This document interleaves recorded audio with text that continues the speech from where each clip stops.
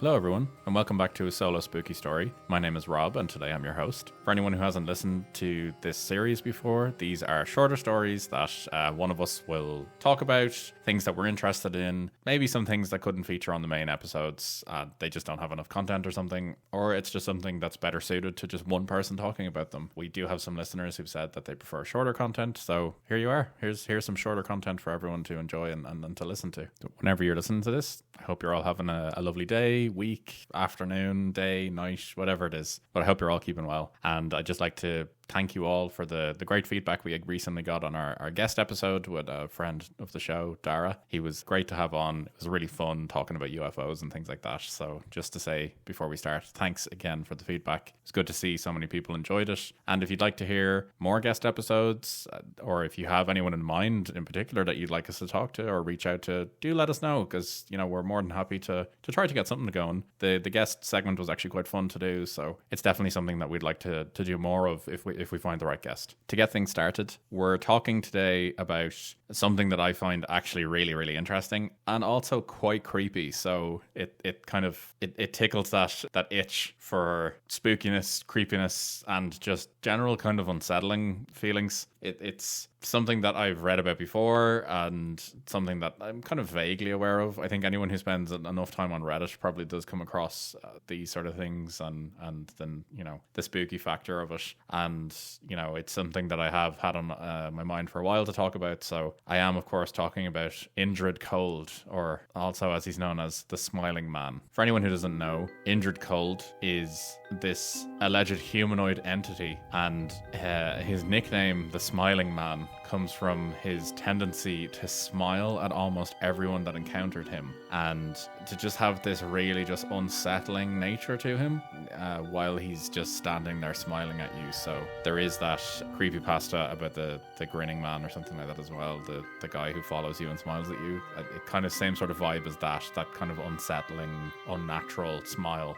No one has any reason to be that smiley, so this guy definitely, he's up there with just pure spookiness. So, as I said, this smiling man, Indrid Cold, he's reported to be human-like in appearance, but he is commonly associated with UFO and, I suppose, extraterrestrial activity. And some have even gone as far to say that he himself is actually an alien, which is kind of cool, I suppose, that we have this kind of lore around an alien, like his name and everything and what he looks like.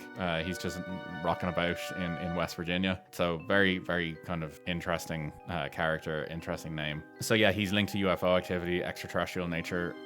He's also supposedly believed to have this possible connection with the Men in Black. So anyone who's kind of even remotely familiar with films or anything, you all know about the Men in Black. They're these government agents dressed in black, funnily enough, who turn up after extraterrestrial activities, UFOs have been seen, and basically try to shut down any sort of investigation or to tamper with witnesses, tell them to stay quiet, they didn't see anything sort of thing. So your classic sort of government agent sort of X-Files conspiracy is the Men in Black, also obviously made famous by the films in the 90s. But yes, this man, Indrid Cold, is allegedly linked with the Men in Black as well, if they do exist. So in his first sighting, he was described as being over 6 feet tall and wearing a reflective green suit with a black belt. Super, super trendy, I have to say. He had a dark complexion and small beady eyes set far apart. This is the part that is then kind of unsettling. He's described as not having a nose, eyes, or hair. And in his second encounter then, his suit then was said to be blue instead of green, but still retained its reflective property. So, at least he's being seen at night, I suppose, if he's out walking. And then the interesting thing, though, was in the second sighting, he's described then as being perfectly natural. He has slick back hair, he's wearing a coat, and, looks like a relatively normal person.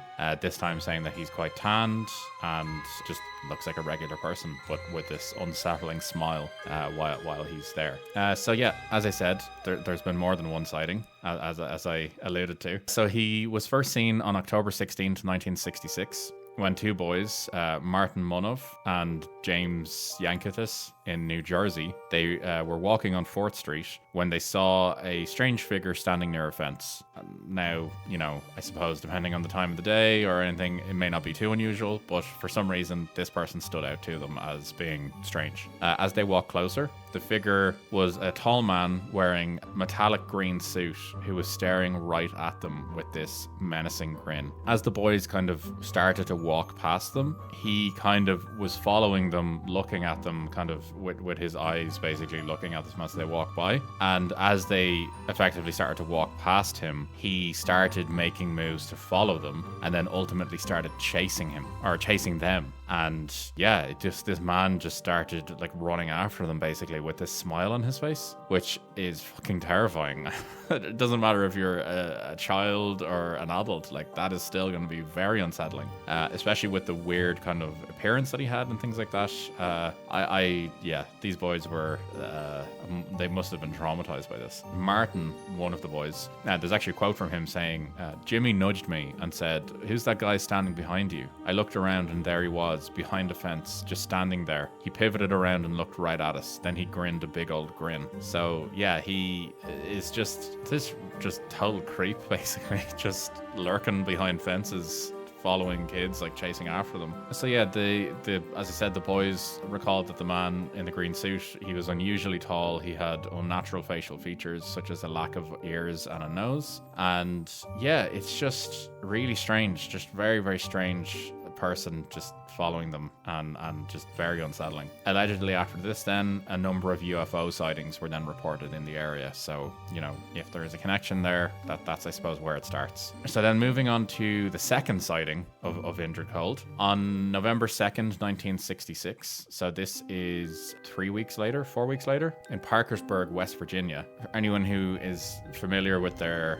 spooky paranormal history, this is basically right on the mark around the same time and location as the Mothman incident, which we will talk about on a full episode. But yeah, for anyone who's paying attention, this is around the same time. A man named Woodrow Derenberger was driving on his way home from work on the Interstate 77 when all of a sudden he heard a loud crash on his vehicle. And as this happened, an unidentifiable vehicle appeared to land in front of his truck, which is just insane. So he's just driving along in his truck, hears this crash in front of his vehicle, and then basically from overhead, this vehicle lands effectively in front of his truck on the interstate. He described it as looking as like an old-fashioned kerosene lamp.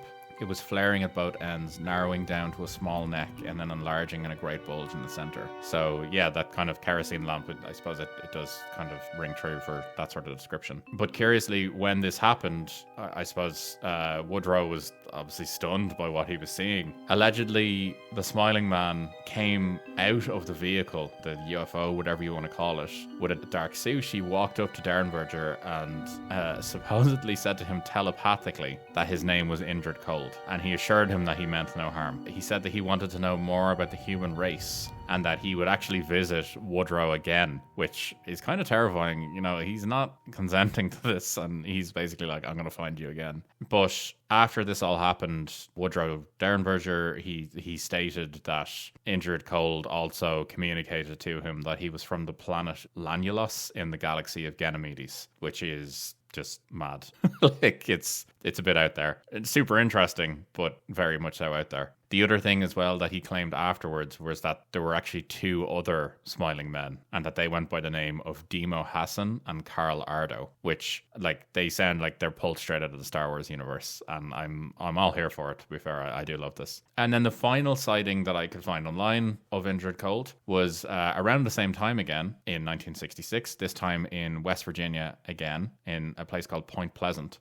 All kind of around these two sightings are in the same area. The first one in New Jersey. In Point Pleasant, West Virginia, a family, the Lilly family, had been reporting poltergeist activity in their home. They said that they saw diamond-shaped lights appearing in the house, and that the youngest daughter, Linda, reported that one night when she was sleeping, she awoke to see a man standing over her. She said that it was a big man. He was very broad. I couldn't see his face very well, but I could see that he was grinning at me. He walked around the bed and stood right over me. I screamed screamed and hid under the covers. When I looked again, he was gone. That shit is terrifying. Like, you don't need to be a child to be frightened by that. Like, if you are reporting poltergeist activity in your house, you're already in a heightened sense of fear, I'd imagine.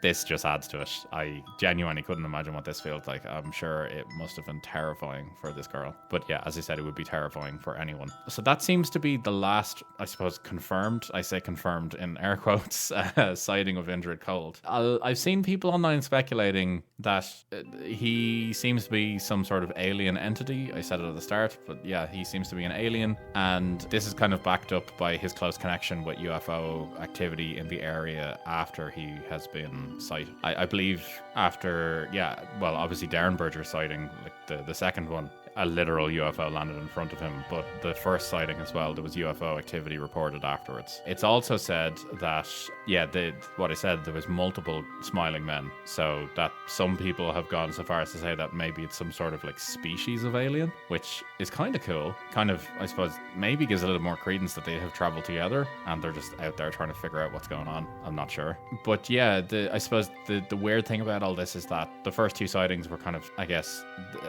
they were dealing with like a corporeal form, like a person who was very like clearly like visibly physically there. But the third sighting is a report of like paranormal activity, like poltergeist activity with spirits and things like that. So some people have said that maybe he's some sort of like malevolent spirit or something like that.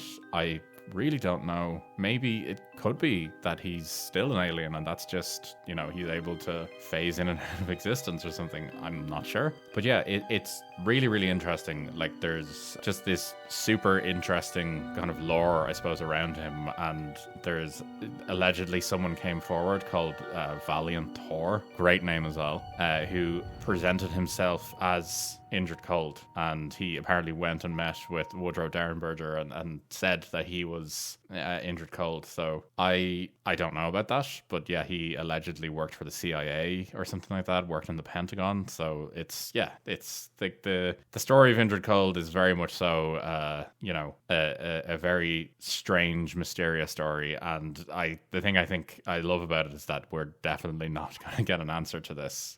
It's just kind of living out there in the world and just inherently very, very creepy. But yeah, I hope you all enjoyed this. I really enjoyed it. As I said, it's been kind of something I've been aware of before in the past, but I did want to read into it more, and I definitely wasn't disappointed. For anyone who's interested, there is some fantastic fan art out there. Very, very unsettling stuff. So I would definitely recommend going and have a look if you're interested. I will post one or two of them on Instagram with this episode. But apart from that, I hope you all have a lovely day whenever it is you're listening to this, a lovely weekend, whatever the case may be. And you've enjoyed just this little hint of spookiness. Thanks for listening, guys. Take it easy.